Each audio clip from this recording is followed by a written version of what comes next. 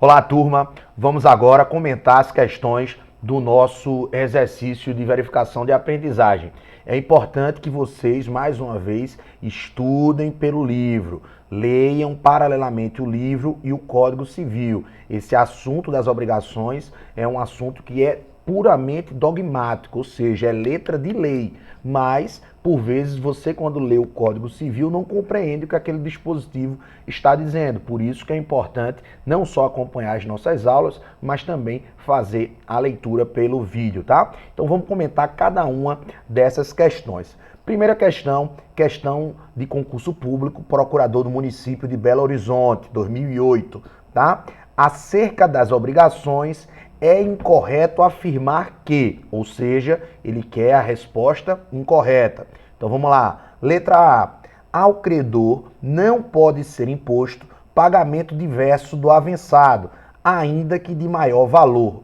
Verdadeiro. Isso está lá previsto no artigo 313. Então você anota aí ao lado, artigo 313. Ou seja, o credor não é obrigado a receber prestação diversa da que lhe foi devida, ainda que mais valiosa. Então, se você tem uma relação obrigacional, você tem direito de receber aquele bem, aquele produto, aquela prestação com a qual a outra parte se comprometeu. Mesmo que ela queira dar um bem mais valioso, você não é obrigado a aceitar. O credor tem direito de receber aquilo que foi acertado e pactuado entre as partes. Artigo 313 do Código Civil, coloque aí, anote ao lado. Então, letra A está verdadeira.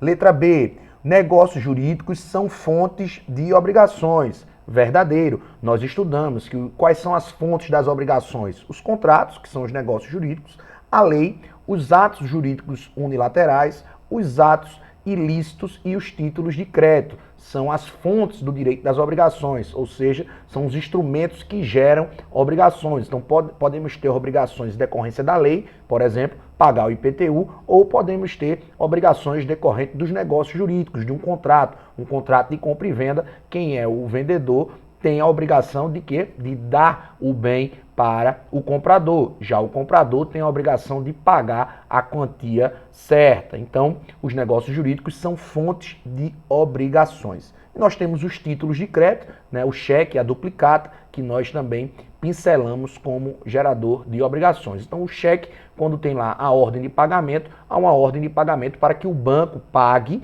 aquela pessoa que foi indicada no cheque ou ao portador, se não for o cheque nominal. Os atos ilícitos, se você comete um ato ilícito, se você bate no carro de alguém, você deverá indenizar, né, pelos danos morais, danos materiais, aquela pessoa que sofreu aquele dano. E os atos unilaterais, promessa de recompensa, gestão de negócios, são todas também geradoras de obrigações, como nós vimos. Vamos lá, letra C. O pagamento de obrigação prescrita gera direito à repetição de indébito. Falso. Artigo 882 do Código Civil. Nós observamos, nós estudamos no tipo das obrigações, que as obrigações naturais são aquelas obrigações que não podem ser exigidas judicialmente. Então, quais são os exemplos de obrigações naturais? A dívida prescrita, a gorjeta, o empréstimo feito a menor, desde que não seja para fins de alimentos. Então, tudo isso são obrigações naturais, ou seja, a dívida relativa a jogo de azar que não seja regulamentado pelo poder público. Então, tudo isso são obrigações naturais. O que são obrigações naturais? Existem, mas não podem ser exigidas judicialmente. Se elas não podem ser exigidas judicialmente, se você fizer o pagamento, também não será comportado a repetição do indébito. O que é repetição do indébito? É uma ação judicial para que a pessoa que pagou indevidamente possa receber de volta aquilo que foi pago. Então vamos para o exemplo daqui da dívida prescrita, artigo 882 do Código Civil. É o nosso último slide desse material de conceito e classificação das obrigações.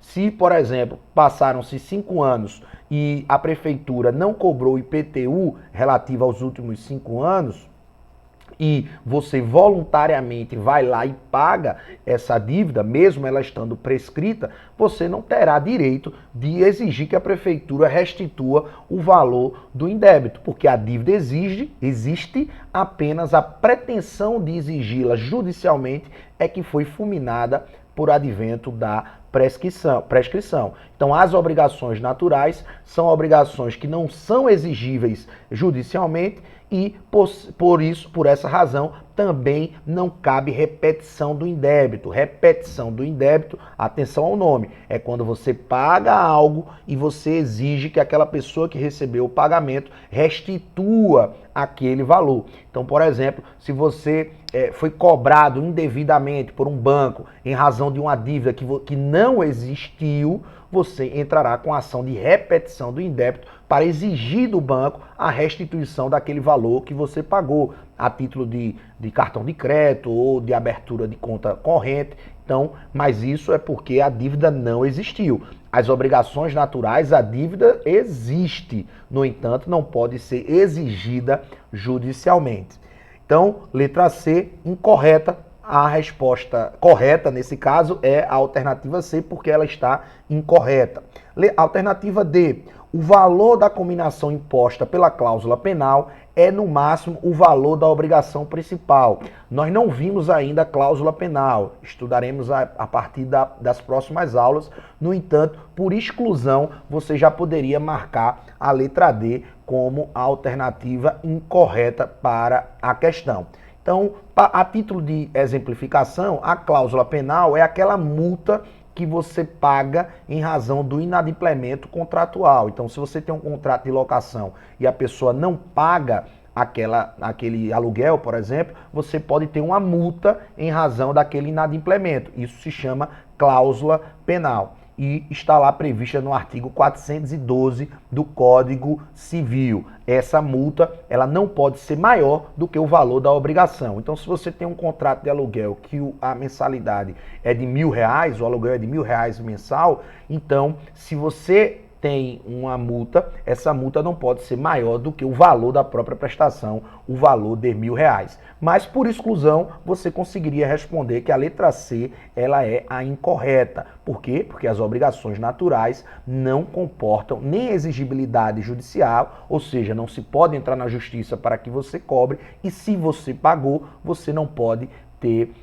entrar com ação de repetição de débito, porque a dívida existe, tá? Então, primeira questão, alternativa correta, letra C, artigo 882 lá do Código Civil, como um dos exemplos de obrigação natural, tá? Vamos para a segunda questão. Acerca do conceito das formas e das consequências das obrigações, é correto afirmar que questão de promotor de justiça do Ministério Público do Piauí. Vamos lá, ele quer a afirmação correta. A lei é fonte de obrigações porque estabelece o dever de cada indivíduo em função de seu comportamento. Correto. O que não é viável pela vontade humana ou manifestação volitiva. Errado. Por quê? O que é a vontade humana? São os contratos. Então, os contratos são fontes de obrigações. Então, os contratos podem sim gerar obrigações. Na verdade, são os principais instrumentos geradores de obrigações. Então, a alternativa A está incorreta porque diz que não é viável pela vontade humana ou pela manifestação volitiva, ou seja, manifestação da vontade. Então, o contrato é sim uma fonte das obrigações. Contrato de locação, contrato de compra e venda, contrato de empréstimo, tudo isso é negócio jurídico e é fonte das obrigações, tá? Alternativa B, a responsabilidade objetiva cria obrigações que são verificadas independentemente da configuração da ilicitude ou licitude da conduta do agente, bastando para isso verificar o nexo causal entre a ação do ofensor e do dano. Eu tratei isso com vocês. Responsabilidade subjetiva é aquela responsabilidade em que é preciso verificar se houve culpa por parte daquele agente.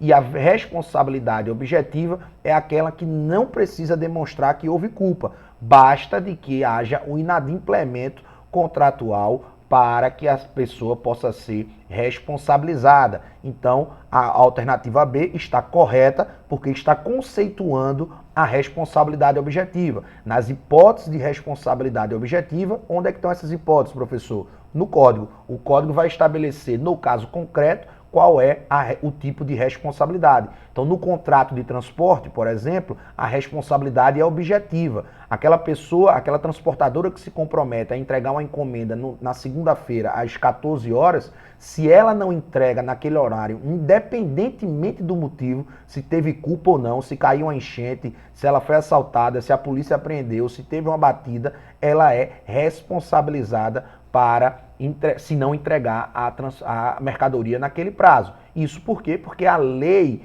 assim dispõe no contrato de transporte. Então, artigo 927 do Código Civil, cumulado com 186 e 187, que estabelece quais são os atos ilícitos, e o 927 estabelece qual é a consequência desse tipo de situação. Então, responsabilidade objetiva, não precisa verificar culpa. Responsabilidade subjetiva, é preciso que sim seja verificada a culpa, tá? Então, a alternativa correta, letra B. Vamos lá para a letra C. O credor, em caso de obrigações por coisa certa, na impossibilidade de cumprimento do acordado, poderá ser compelido a receber outra coisa, desde que mais valiosa que a inicialmente pactuada.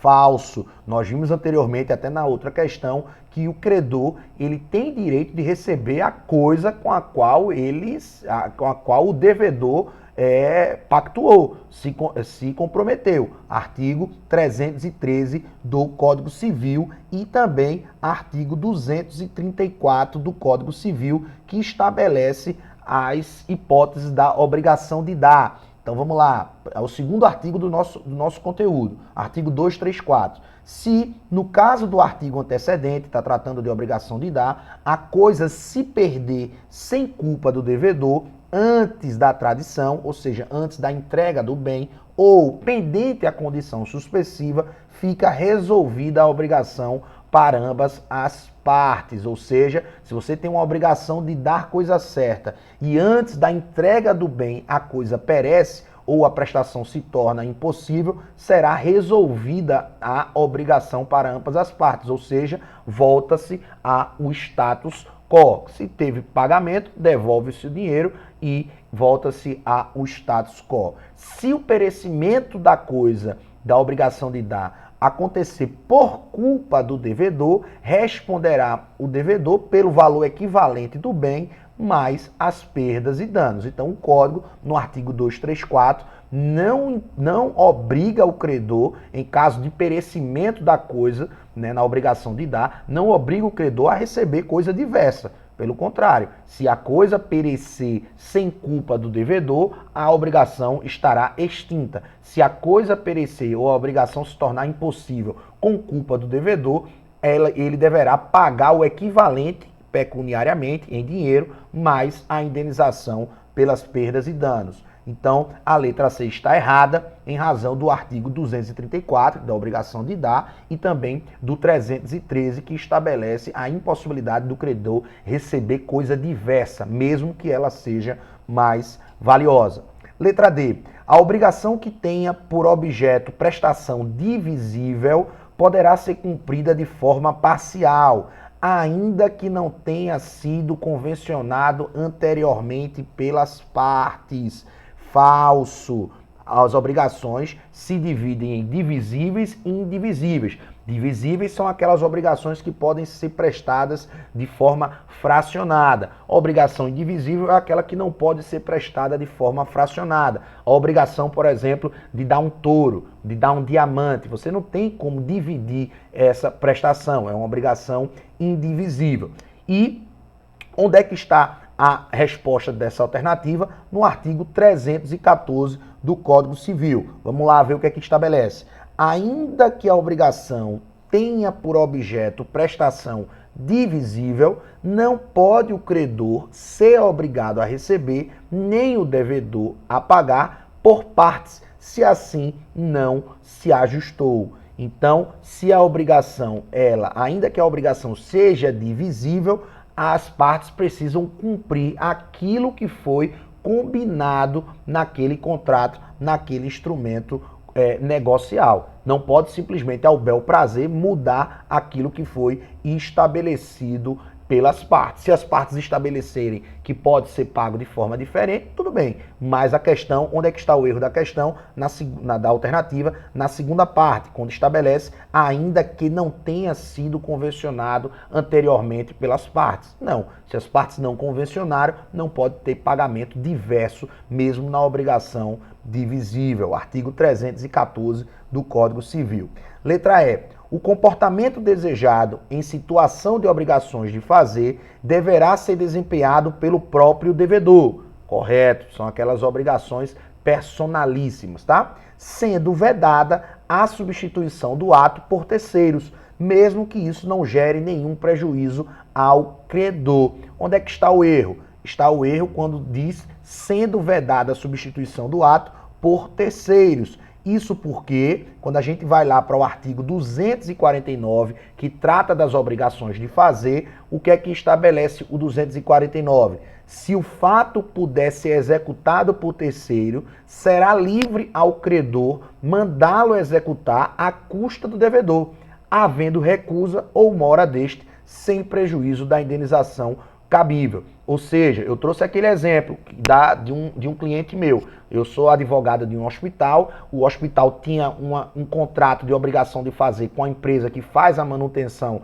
das máquinas de exame e se aquela empresa se recusou ou não prestou o serviço, o hospital poderá contratar uma outra empresa que realiza o mesmo serviço e exigir que aquela empresa que tinha sido contratada inicialmente e não fez o serviço, pague a conta daquela obrigação de fazer. Então, onde é que está aqui o erro? Está o erro quando estabelece sendo vedada a substituição do ato por terceiros. A obrigação de fazer, ela é personalíssima. No entanto, se aquela pessoa não cumpre com aquela obrigação, o credor poderá determinar que outra pessoa realize e aquele devedor seja compelido a pagar os valores daquela prestação. Artigo 249 do Código Civil.